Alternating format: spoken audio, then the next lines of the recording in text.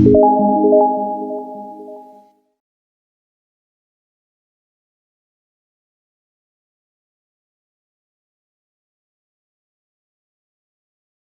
Friends, आज हम लोग एक न्यू टॉपिक स्टार्ट करने वाले हैं जिसका नाम है हीमोपोएटिक सिस्टम। अभी जो हीमोपोएटिक सिस्टम है इसमें हम लोग क्या क्या देखने वाले हैं, मैं आप लोगों को एक रफ आइडिया दे देता हूँ। इसमें हम लोग ब्लड के बारे में समझेंगे। ठीक है, क्या देखने वाले हैं इसमें हम लोग ब्लड के बारे में देखेंगे। ब्लड क्या होता है ये देखेंगे हम लोग। ब्लड के कंपोजिशन क्या है वो देखेंगे। इसमें हम लोग आरबीसी के बारे में पढ़ने वाले हैं। ठीक है, इसमें हम लोग डब्ल्यूबीसी के बारे में पढ़ेंगे। ठीक है, इसमें हम लोग प्लेटलेट के बारे में पढ़ेंगे। ये तीनों चीज के बारे में इसमें हम लोग डिटेल्स में पढ़ने वाले हैं। तो उससे पहले मैं आपको बता दूं कि ब्लड होता क्या है, ब्लड के क्या क्या कंपोजिशंस होते हैं। ठीक है, उसमें आरबीसी डब्ल्यूबीसी इसका कितना परसेंटेज होता है, कितना क्या रोल होता है ये वो देखेंगे। इसमें ऑर्गेनिक इनऑर्गेनिक क्या चीज होता है ये देखेंगे हम लोग। ठीक है, तो हम लोग स्टार्ट करते हैं। आप सभी को ब्लड के बारे में लगभग पता है। अभी हम लोग क्या करेंगे, थोड़ा सा रीड करेंगे और एक एक चीज को हम लोग समझते जाएंगे। अभी उसको स्टार्ट करने से पहले आपको मैं एक छोटा सा एग्जाम्पल से समझाऊंगा।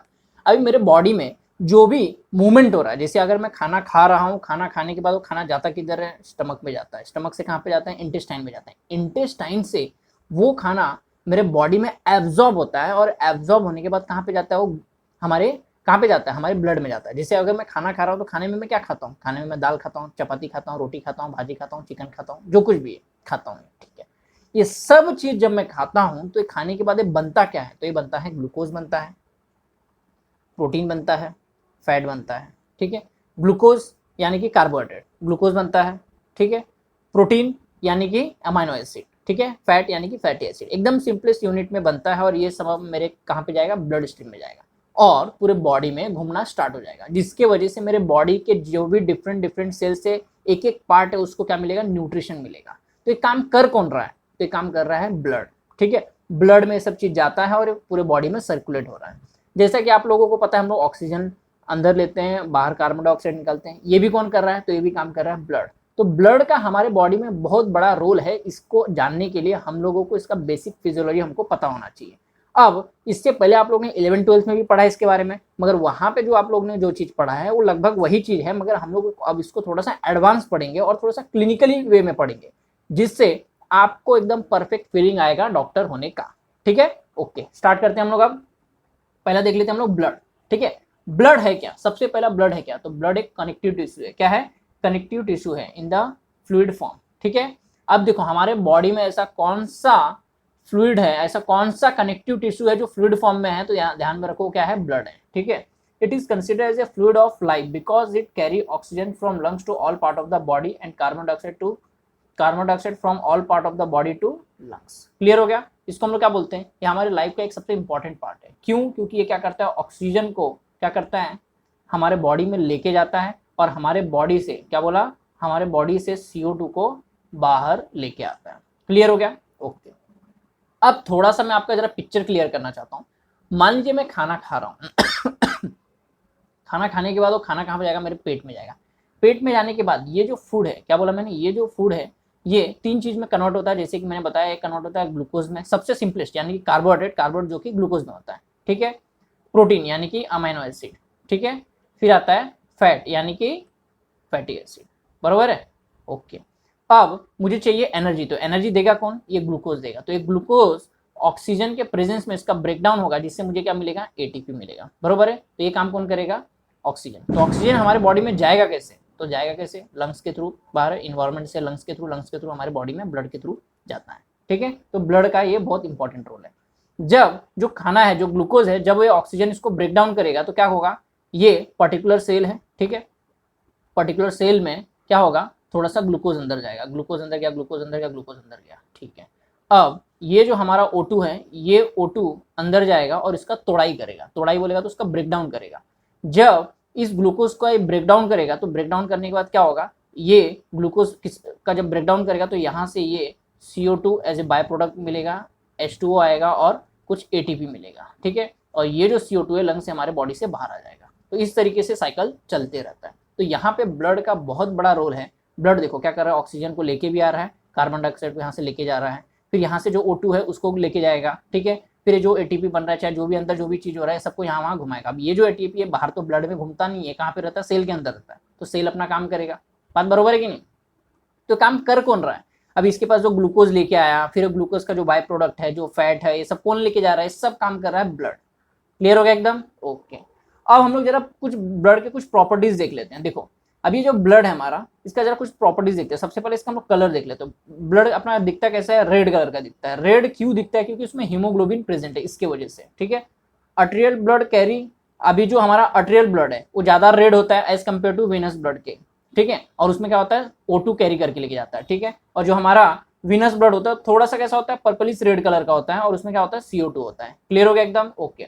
ब्लड का वॉल्यूम देख लेते हैं। अभी हमारे बॉडी में जो ब्लड है उसका जो वॉल्यूम है, ठीक है, कितना है, 5 लीटर। कितना? 5 लीटर। याद रखो कितना बोला मैंने, 5 लीटर। एडल्ट के अंदर जो ब्लड का वॉल्यूम है कितना है, 5 लीटर।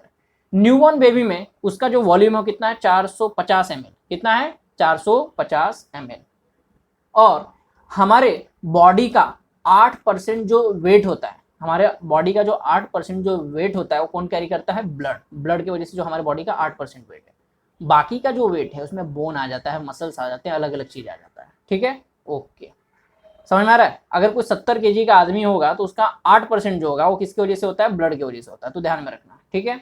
रिएक्शन और पीएच, ब्लड का पीएच कितना होता है, देखो ब्लड का जो पीएच होता है स्लाइटली एसिडिक नहीं होता है, क्या होता है, बेसिक होता है। ध्यान में रखना। यूरिन का पीएच जो होता है स्लाइटली एसिडिक होता है और ब्लड का पीएच स्लाइटली बेसिक होता है, यानी कि 7.4 के आसपास होता है। अगर ये पीएच में थोड़ा सा भी गड़बड़ी हो गया तो हमारे बॉडी में पैथोलॉजी स्टार्ट हो जाएगा। ठीक है। अगर ये पीएच बढ़ गया तो उसको हम लोग क्या बोलते हैं, क्या बोलेंगे इसको, हमारा जो पीएच है वो क्या हो जाएगा, एसिडोसिस की ओर जाएगा। ठीक है। अब ये एसिडोसिस रेस्पिरेटरी भी होता है, मेटाबॉलिक भी होता है। ठीक है। अगर पीएच कम हो गया यानी कि एसिड के साइड गया तो हम उसको बोलेंगे क्या, एसिडोसिस। ठीक है। ओके। इसका स्पेसिफिक ग्रेविटी कितना होता है, 1.052 से 1.061, इसके बीच में इसका स्पेसिफिक ग्रेविटी होता है। ब्लड के सेल का कितना होता है स्पेसिफिक ग्रेविटी, तो उसका स्पेसिफिक ग्रेविटी होता है 1.092 से 1.102। अभी स्पेसिफिक ग्रेविटी क्या होता है, डेंसिटी टाइप होता है, आपको पता है। ठीक है। इसको हम लोग वाटर से कंपेयर करके इसका मेजर करते हैं। ओके, आगे बढ़ेंगे हम लोग। अब हम लोग बात करेंगे इसके विस्कोसिटी के बारे में। अभी ब्लड कितना विस्कस है ये अपने को क्यों पता होना चाहिए। देखो ब्लड अगर ज्यादा थिक हो गया तो वेसल्स में उतना अच्छे से फ्लो नहीं होगा।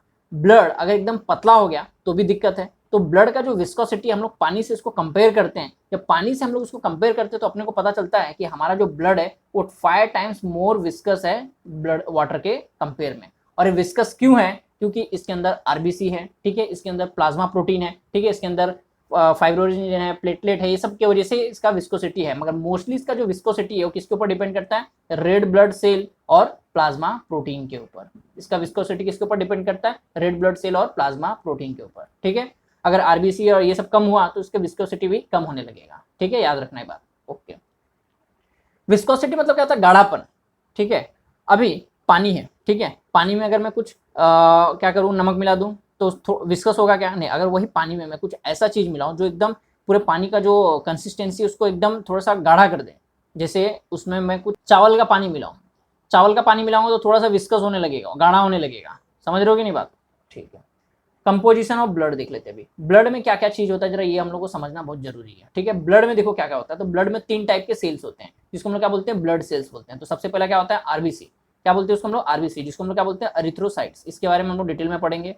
फिर हम लोग दूसरा होता है डब्ल्यूबीसी, जिसको हम लोग क्या बोलते हैं, जिसको हम लोग क्या बोलते हैं, ल्यूकोसाइट्स, क्या बोलते हैं हम लोग उसको, ल्यूकोसाइट्स। फिर आता है प्लेटलेट्स, जिसको हम लोग क्या बोलते हैं, थ्रोम्बोसाइट्स, क्या बोलते हैं उसको हम लोग, थ्रोम्बोसाइट्स। ठीक है। ओके। अभी अगर मैं क्या बोला, अगर मैं एक टेस्ट ट्यूब में, क्या बोला, एक टेस्ट ट्यूब में अगर मैं क्या कर दूं, एक टेस्ट ट्यूब में अगर ब्लड को ले लूं तो ब्लड क्या होगा, नीचे नीचे सब चीज जाके डिपॉजिट हो जाएगा। जो नीचे जाके डिपॉजिट होता है एकदम नीचे, उसको हम लोग क्या बोलते हैं, रेड सेल, क्या बोलते हैं उसको हम लोग, रेड सेल। और ऊपर क्या आ जाएगा, प्लाज्मा आ जाएगा। क्या आ जाएगा, प्लाज्मा। क्लियर हो गया? ऊपर क्या आ जाएगा, पानी जैसा जो रहता है उसको हम लोग बोलते हैं प्लाज्मा। ये रेड सेल और प्लाज्मा के बीच में डब्ल्यूबीसी का थिक थीन सा कोटिंग होता है जिसको हम लोग क्या बोलते हैं, बफी कोट। ये है डब्ल्यूबीसी का कोट। ठीक है। क्लियर हो गया एकदम? ओके। देखो समझ में आ रहा है कि नहीं आ रहा है? ओके। अब एक सिंपल सा सवाल पूछता हूँ, आप लोग जरा मेरे को सोच के बताओ, आरबीसी का नंबर ज्यादा होता है या डब्ल्यूबीसी का नंबर ज्यादा होता है? सोच के बताना, बहुत कॉमन सा क्वेश्चन है। आप अपने 11वीं के नॉलेज से मेरे को बता सकते हो, मेरे को पता है, बता दोगे। ठीक है। ओके, आगे बढ़ेंगे हम लोग। फिर भी मैं बता ही देता हूँ आपको, आरबीसी जो होता है वो लैक्स में होता है। क्या बोला, लैक्स में होता है। और जो डब्ल्यूबीसी होता है वो 1000 में होता है। देखो डब्ल्यूबीसी का नॉर्मल रेंज क्या है, 4000 से 11000 है। और आरबीसी कितना है, 3.5 से 4.5 लाख के बीच में आता है, 4-5 लाख के बीच में आता है, लाख्स में होता है, ठीक है। देखो अब उसकी वजह से आरबीसी क्या ज्यादा होता है, उसकी वजह से रेड कलर है ब्लड का, आरबीसी ज्यादा होता है, ठीक है। इसलिए जब ये नीचे सेटल होता है तो देखो पूरा नीचे सेटल हो जाएगा, आरबीसी सब इधर आ जाएंगे, रेड सेल्स, ठीक है। बफरी कोड मतलब जो थाउजेंड्स में है, तो इसलिए एक छोटा सा यहाँ पे एक लेयर बन जाता है व्हाइट ब्लड सेल का, और ऊपर पूरा प्लाज्मा बसता है, ठीक है। ओके, आगे बढ़ेंगे हम लोग। अब थोड़ा सा प्लाज्मा के बारे में हम लोग जानकारी प्राप्त करते हैं। तो प्लाज्मा होता कैसा है? प्लाज्मा स्ट्रॉ कलर, कैसा है? स्ट्रॉ कलर, एकदम clear liquid part of the blood है, ठीक है। इट कंटेन्स 91 से 92% इसके अंदर वाटर होता है। क्या बोला? 91 से 92% इसमें क्या होता है? वाटर होता है। बाकी 8 से 9% इसमें क्या होता है? सॉलिड सब्सटेंस होता है। अब ये जो सॉलिड है ये ऑर्गेनिक भी होता है और इनऑर्गेनिक भी होता है, इसको हम लोग और डिटेल में देखेंगे। और यही जो प्लाज्मा है, ठीक है, प्लाज्मा में से अगर हम लोग फाइब्रोनोजिन निकाल देंगे, प्लाज्मा में से अगर हम लोग फाइब्रोनोजिन निकाल देंगे तो क्या बचेगा? सीरम। अब ये सीरम होता क्या, देखो मैं बताता हूँ। प्लाज्मा है, प्लाज्मा में होता क्या है? तो इसमें ऑर्गेनिक इनऑर्गेनिक कुछ कॉन्स्टिट्यूएंट्स है, जैसे कि ग्लूकोज हो गया, मिनरल्स हो गया, न्यूट्रिएंट्स हो गया, ये सब इसके अंदर प्रेजेंट है। अब इसके साथ में क्या होता है? फाइब्रोनोजिन होता है। फाइब्रोनोजिन क्या होता है? जो क्लॉटिंग में अपने को मदद करता है, क्लॉटिंग फैक्टर एक, जो क्लॉटिंग में मदद करता है। जैसे अब यहाँ पे मार लग गया तो क्या होता है? प्लेटलेट लाके उसको तुरंत पैकिंग करता है। प्लेटलेट के साथ में कुछ ऐसे क्लॉटिंग फैक्टर्स होते हैं जो क्या करते हैं? ब्लड को बंद करने का काम करते हैं। जैसे आपको मार लग जाता है तो आप लोगों ने देखा होगा कि यहाँ पे मार लगने के बाद जब ज्यादा ब्लीडिंग होता है तो ब्लीडिंग को रोकने के लिए थोड़ी देर के बाद आप देखोगे कि वहाँ पे काला काला कुछ डिपॉजिट होने लगता है और ब्लीडिंग अपने आप स्टॉप हो जाता है। तो ब्लीडिंग अपने आप स्टॉप होता है क्या? अपने आप ये दुनिया में कुछ नहीं होता है, कोई ना कोई उसके पीछे फैक्टर होता है। तो उस ब्लीडिंग को स्टॉप करने के लिए जो फैक्टर है उसको हम लोग बोलते हैं प्लेटलेट और क्लॉटिंग फैक्टर। बात समझ में आ रहा है? प्लेटलेट क्या करेगा? ऐसा हाथ पकड़ पकड़ के जाएंगे और जो भी गड्ढा रहेगा, जैसे अभी मान लो ये ब्लड वेसल है, ठीक है, ये डैमेज हो गया यहाँ पे, अब यहाँ से ब्लड निकल रहा है बाहर, यहाँ से ब्लड बाहर निकल रहा है, तो जो भी प्लेटलेट्स होंगे सब ऐसा हाथ पकड़ के जाएंगे और यहाँ पे उसको तुरंत यहाँ पे ऐसा पैचेस बनाना स्टार्ट कर देंगे, पैचेस बना के उसको पैक करना स्टार्ट कर देंगे। इसके साथ में कुछ क्लॉटिंग फैक्टर होता है, ये जो क्लॉटिंग फैक्टर होता है ये भी जाके इसको पैक करना चालू करेगा। तो ये जो क्लॉटिंग फैक्टर होता है इसी में होता है फाइब्रिनोजिन। अगर हम लोग प्लाज्मा में से फाइब्रोनोजिन को निकाल दें तो बचता है सीरम, जो पानी जैसा पूरा बचेगा वो क्या है? सीरम। क्लियर हो गया एकदम? ओके। क्या बताया मैंने? फिर से समझो। मैंने बताया एक टेस्ट ट्यूब लेते हैं, अगर उसमें मैं क्या बोला, इस टेस्ट ट्यूब में अगर मैं क्या कर दूं, ब्लड को डालूं, तो ब्लड को जैसे डालूंगा मैं नीचे जाने के ब्लड क्या होगा, जो रेड ब्लड सेल पूरा नीचे आके डिपॉजिट हो जाएगा, आरबीसी पूरा नीचे आके डिपॉजिट हो जाएगा, ठीक है, बहुत अच्छी बात है। फिर यहाँ पे एक व्हाइट कलर का कोटिंग आएगा, तो जिसको मैं ब्लैक कलर से दिखा रहा हूँ, ये है हमारा WBC, ठीक है, क्या है? WBC। और ऊपर क्या होगा? ऊपर होगा प्लाज्मा। ऊपर क्या होगा? प्लाज्मा। ऊपर क्या होगा? Plasma plasma plasma plasma. इस प्लाज्मा से अगर हम लोग फाइब्रोनोजिन निकाल दें तो क्या बचेगा? सीरम। इस प्लाज्मा में से अगर हम लोग फाइब्रोनोजिन निकाल देंगे तो क्या बचेगा? सीरम। क्लियर हो गया एकदम? ओके, एकदम क्लियर, ठीक है। और चीज बताता हूँ आपको मैं, अब समझो, ये जो टेस्ट ट्यूब है इसको अगर मैं सेंट्रीफ्यूज में डाल दूं तो क्या होगा? ये जितना भी सेल्स है वो सब नीचे जाके डिपॉजिट हो जाएंगे, नीचे जाके क्या होंगे? डिपॉजिट होंगे। इस प्लाज्मा को अगर मैं सेंट्रीफ्यूज मशीन में डाल दूं तो क्या होगा? सेंट्रीफ्यूज मशीन में जैसे ही डालूंगा जितने भी सेल्स है सब डिपॉजिट हो जाएंगे, नीचे जाके डिपॉजिट हो जाएंगे, नीचे जाके डिपॉजिट हो जाएंगे। तो नीचे जाके जो डिपॉजिट हो जाएंगे ऐसे ऐसे सब डिपॉजिट हो जाएंगे एक जगह पे, इसी को हम लोग क्या बोलते हैं? Pack cell volume. मतलब पूरे सेल नीचे जाके एकदम पैक हो चुके हैं, मतलब एक के ऊपर एक के ऊपर एक के ऊपर सेल एकदम पैक हो चुके हैं, इसी को हम लोग क्या बोलते हैं? पीसीबी। तो ऑलमोस्ट कितना होता है? 45% होता है पीसीबी। किसी भी ब्लड का जो पीसीबी होता है कितना होता है? 45%। अब आप लोगों को एक मजेदार चीज बताता हूँ, पैक सेल वॉल्यूम, ठीक है। अब ये जो पैक सेल वॉल्यूम है एक्चुअल में होता क्या है? देखो, पैक सेल वॉल्यूम क्या होता है अभी मैं समझाता हूँ इसके बारे में। ये सीबीसी जब काउंट करते हैं तो वहाँ पे बहुत इंपॉर्टेंट है, क्लिनिकल चीजें जरा बताता हूँ आपको। देखो ये हमारा टेस्ट ट्यूब है, क्या है हमारा? ये टेस्ट ट्यूब। अब इस टेस्ट ट्यूब को अगर मैं इसमें ब्लड पोर करता हूँ, ब्लड पोर करने के बाद होगा क्या? ब्लड जैसे पोर करूंगा उसको सेंट्रीफ्यूज मशीन में डाल दूंगा। सेंट्रीफ्यूज एक ऐसा मशीन है जो क्या करता है, जब उसमें कोई चीज डाला जाता है तो एकदम गोल गोल रोटेट होता है, जिसकी वजह से जो भी ब्लड सेल हो नीचे जाके डिपॉजिट होना लगते हैं, ठीक है। तो जो भी ब्लड सेल्स हैं वो नीचे जाके ऐसे डिपॉजिट होने लगेंगे। देखो अभी इसका वॉल्यूम कितना है टेस्ट ट्यूब का? 100% है, ठीक है, 100% है।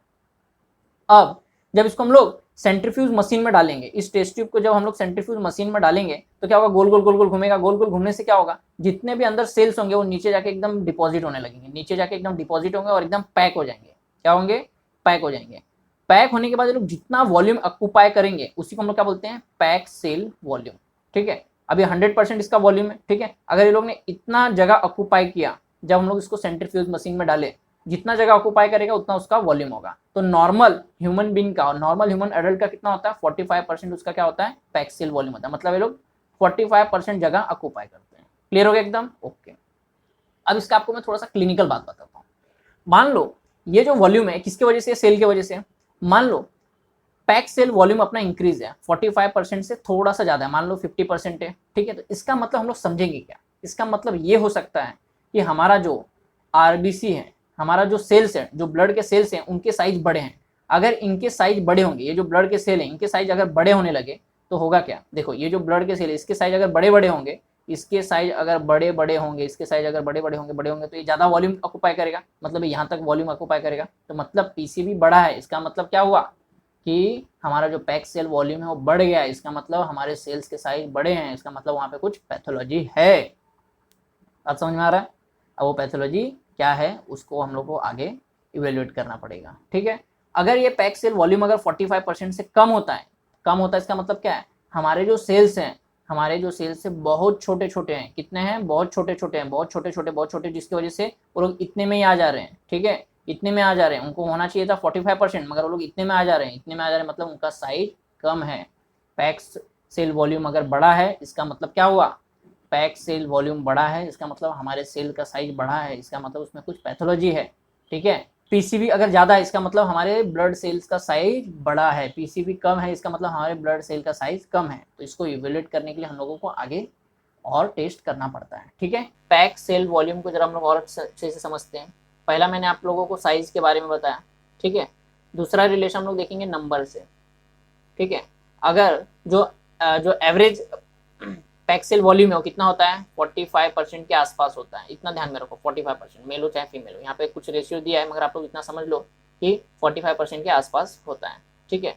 अगर 45% से पैक सेल वॉल्यूम ज़्यादा है, 45% से अगर ज़्यादा है तो क्या होगा, इसका मतलब आरबीसी का नंबर ज़्यादा है। दिख रहा है आपको, आरबीसी का नंबर ज़्यादा है।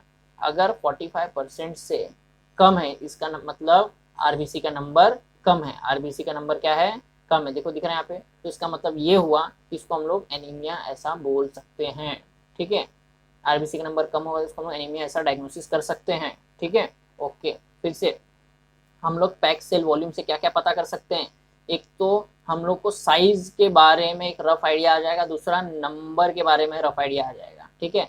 अगर पैक सेल वॉल्यूम 45% से ज़्यादा है इसका मतलब ये है, एक तो उसके साइज में डिफॉर्मिटी हो सकता है, दूसरा नंबर ज़्यादा हो सकता है, ठीक है। दूसरा, अगर पैक सेल वॉल्यूम 45% से कम है तो इसका मतलब ये है कि उसका एक तो साइज छोटा हो सकता है, दूसरा उसका नंबर कम हो सकता है, किसका, आरबीसी का। तो ये दो बात अपने को ध्यान में रखना है, साइज और नंबर, ओके। क्लियर हो गया इसका क्लिनिकल सिग्निफिकेंस, ओके। अब आप लोग आधा डॉक्टर बना दिया आपको मैंने, ठीक है। आगे बढ़ेंगे हम लोग अभी।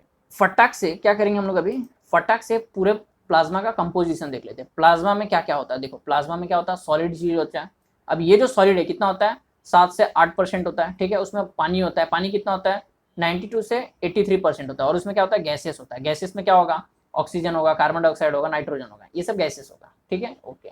अब वाटर कितना होता है इसमें, 92 से 93%। क्लियर हो गया। सॉलिड में क्या होता है, तो सॉलिड में कुछ ऑर्गेनिक चीज होता है और कुछ इनऑर्गेनिक चीज होता है। तो ऑर्गेनिक चीज में क्या क्या होगा इसमें, तो ऑर्गेनिक चीज में देखो क्या होता है, प्लाज्मा प्रोटीन होता है। प्लाज्मा प्रोटीन बोलेगा तो उसमें एल्बुमिन होगा, ग्लोबिन होगा, फाइब्रोनेजिन होगा, ये सब प्लाज्मा प्रोटीन होते हैं, ठीक है। फिर और क्या हो सकता है, उसमें कुछ अमाइनो एसिड्स होंगे। अमाइनो एसिड्स में इसेंशियल अमाइनो एसिड होगा, नॉन इसेंशियल अमाइनो एसिड होगा, ठीक है। कार्बोहाइड्रेट होगा, फैट्स होगा, ठीक है। बात समझ में, कार्बोहाइड्रेट, ग्लूकोज होगा, फैट्स होगा, ठीक है। प्रोटीन हो गया, 3 चीज तो हो गया, बरोबर है ना कि नहीं। क्या हो गया, फैट हो गया, कार्बोहाइड्रेट होगा, प्रोटीन होगा। अब इसका अलग अलग नाम लिख देने का, पेपर भरने का काम करने का, समझ में आ रहा है। फिर कुछ हार्मोन्स होंगे, बात समझना, हार्मोन्स भी होंगे। इंजाइम्स होगा, अभी बहुत सारे इसमें इंजाइम्स है, देख लो क्या क्या है, लिपेज है, स्ट्रेज है, प्रोटीएज है, ट्रांसअमाइनेज है, अल्कलाइन फॉस्फेट है, ठीक है। कार्बोनिक एनहाइड्रेज है, माइलेज है, ठीक है। एसिड फॉस्फेटेज है, ये सब इंजाइम्स भी उसमें प्रेजेंट होंगे। और इसमें कुछ नॉन प्रोटीनियस नाइट्रोजनस सब्सटेंस भी होता है, जैसे अमोनिया हो गया, क्रिएट हो गया, क्रिएटिनाइन हो गया, ठीक है, जेंथेन हो गया, यूरिया हो गया, यूरिक एसिड हो गया, ये भी चीज होता है। ये सब क्या ज्यादा करके वेस्ट प्रोडक्ट है, बात समझ में आ रहा है। कुछ एंटीबॉडीज भी होंगे इसके अंदर। तो ये सब किसमें आता है, सॉलिड चीज में आता है। किसमें, सॉलिड में, ऑर्गेनिक चीज में। नाम ध्यान में रहेगा, सबसे पहला प्रोटीन, जो भी प्रोटीन ध्यान में आता है लिख दो, ग्लोबिन, एल्बुमिन, ठीक है, और फाइब्रोनेजिन। फिर आता है फैट, फैट में ट्राइग्लिसराइड लिख दो, ठीक है, एसिटिक एसिड, फैटी एसिड लिख दो, ट्राइग्लिसराइड लिख दो, कोलेस्ट्रॉल लिख दो, सब किस में आ गया, फैट्स में आ गया। फिर आता है अमाइनो एसिड में, अमाइनो एसिड में अपने को मालूम है एक एसेंशियल अमाइनो एसिड होता है, नॉन एसेंशियल अमाइनो एसिड होता है, 20 प्रकार होते हैं उसके, ठीक है। फिर आता है कार्बोहाइड्रेट, कार्बोहाइड्रेट में आएगा ग्लूकोज, तो वो भी हम लोग लिख देंगे, खत्म हो गया। फिर आता है इंजाइम्स आता है, हार्मोन्स आता है, इंजाइम्स में जो भी इंजाइम ध्यान में आता है लिख दो। प्रोटीन, प्रोटीन अब नॉन प्रोटीनियस, क्या बोला, नॉन प्रोटीनियस नाइट्रोजनस सब्सटेंस जो कि वेस्ट प्रोडक्ट है, उसमें क्या क्या आता है, उसमें अमोनिया आएगा, यूरिया आएगा, यूरिक एसिड आएगा, क्रिएट आएगा, क्रिएटिनाइन आएगा, ये सब इसमें आता है, ठीक है, ओके। इनऑर्गेनिक सब्सटेंस में क्या आएगा, तो इसमें कुछ इनऑर्गेनिक सब्सटेंस में कुछ आयंस आएंगे, कुछ मेटल्स होंगे, जैसे कि सोडियम हो गया, कैल्शियम हो गया, पोटेशियम हो गया, मैग्नीशियम हो गया, बाइकार्बोनेट्स हो गया, कॉपर हो गया, आयरन हो गया, आयोडीन हो गया, फॉस्फेट हो गया, क्लोराइड हो गया, ये सब आएगा इनऑर्गेनिक सब्सटेंस में। क्लियर हो गया एकदम, ओके। फिर से बताता हूँ, प्लाज्मा, प्लाज्मा में वाटर कितना प्रतिशत होता है, तो 92 से 93% इसमें वाटर होता है। क्या होता है, वाटर, वाटर बोलेगा तो पानी। दूसरा, सॉलिड चीज कितना प्रेजेंट होता है, 7 से 8% इसमें सॉलिड चीज प्रेजेंट होता है। सॉलिड में क्या होगा, इनऑर्गेनिक और ऑर्गेनिक। क्लियर हो गया, ओके। ऑर्गेनिक में अपने को ध्यान में रहना चाहिए, ऑर्गेनिक में फैट के बारे में लिखना है, प्रोटीन के बारे में लिखना है, और कार्बोहाइड्रेट के बारे में लिखना है, हार्मोन्स होता है, ठीक है, एंजाइम्स होते हैं, इसके बारे में थोड़ा थोड़ा लिख देने का, और यूरिया, ये सब लिख देने का, ठीक है। इनऑर्गेनिक में क्या क्या लिखेंगे हम लोग, सोडियम, कैल्शियम, मैग्नीशियम, ठीक है, आयरन, कैल्शियम, क्लोरीन, ये सब लिख देने का, ठीक है, ओके, डन, ओके। आगे बढ़ेंगे हम लोग। अब हम लोग देखेंगे फंक्शन ऑफ ब्लड, ब्लड काम क्या करता है। तो देखो 3 टाइप के इसके अंदर सेल्स होते हैं, सबसे पहले इसको ध्यान में रखो, कैसे याद रखना है। 3 टाइप के सेल होते हैं, जैसे आरबीसी है, ठीक है, आरबीसी रेड ब्लड सेल है। आरबीसी का काम क्या है, O2 को कैरी करना, बात बरोबर है कि नहीं, O2 को कैरी करना, मतलब पहला काम समझ में आ गया कि क्या करता है, गैस को ट्रांसपोर्ट करेगा। O2 और CO2 को कैरी करने का काम करता है, तो गैस को ट्रांसपोर्ट करेगा, पहला काम, मतलब क्या करेगा, transport of oxygenation from lungs to tissue, तो क्या करता है, आरबीसी का पहला काम हो गया। दूसरा काम क्या करता है, डब्ल्यूबीसी है, क्या है, डब्ल्यूबीसी, डब्ल्यूबीसी क्या करता है, इम्यूनिटी में पार्ट लेता है। तो इम्यूनिटी में जो पार्ट लेता है, ठीक है, जो काम इम्यूनिटी में पार्ट लेता है, तो वो भी हम लोग इसमें लिख देंगे। देखो क्या लिखा है, डब्ल्यूबीसी प्रोटेक्ट, डब्ल्यूबीसी वो protect body against infectious disease bye phagocytic action. फिर तीसरा है इसमें प्लेटलेट, प्लेटलेट क्या काम करता है, तो हमारे बॉडी में कोगुलेशन का काम करता है, अगर ब्लड अगर बाहर स्केप होगा तो वहाँ पे काम करेगा, ठीक है, प्रोटेक्टिव मैकेनिज्म है, ओके। सबका काम देख लेते हैं अभी।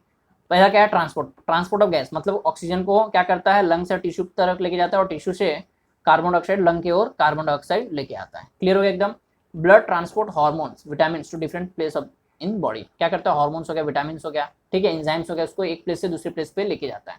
और क्या करता है, वेस्ट प्रोडक्ट को अपने बॉडी से बाहर निकालने का काम करता है। कैसे, it carries waste products produce in cellular activity and take them to lungs, kidney, intestine for excretion. क्या करता है, किडनीज के पास से, ठीक है, लंग्स के पास लेके जाता है, जहाँ से बॉडी से बाहर जाता है। जैसे एग्जाम्पल के तौर पर भी, जैसे CO2 लंग से बाहर जा रहा है, किडनी से क्या आ जाएगा, यूरिया, यूरिक एसिड हो गया, क्रिएट हो गया, सब बॉडी से बाहर जाएगा। तो कैसे जा रहा है, एक्सक्रीशन के थ्रू। कौन कर रहा है, ब्लड कर रहा है, ठीक है।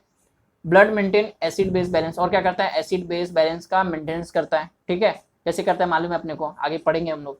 Blood maintain water balance, water के बैलेंस को भी मेंटेन करता है, ठीक है। रेगुलेट बॉडी टेम्परेचर, बॉडी के टेम्परेचर को भी रेगुलेट करता है। तो सबसे पहले ध्यान कैसे रखने का, आरबीसी का क्या काम है, लिख देने का। ट्रांसपोर्ट ऑफ गैस, मतलब CO2 और O2 का ट्रांसपोर्ट करने का काम करता है। तो डब्ल्यूबीसी का काम क्या करता है, फाइटिंग का काम करता है, 2 काम हो गया। प्लेटलेट कोगुलेशन का काम करता है, 3 काम हो गया। और पानी को मेंटेन करता है, बॉडी के टेम्परेचर को मेंटेन करता है, ये सब लिख देने का। एसिड बेस को मेंटेन करता है, ये सब लिख देने का, ज़्यादा टेंशन लेने का नहीं। और क्या करता है, बॉडी से कचरे को बाहर निकालता है।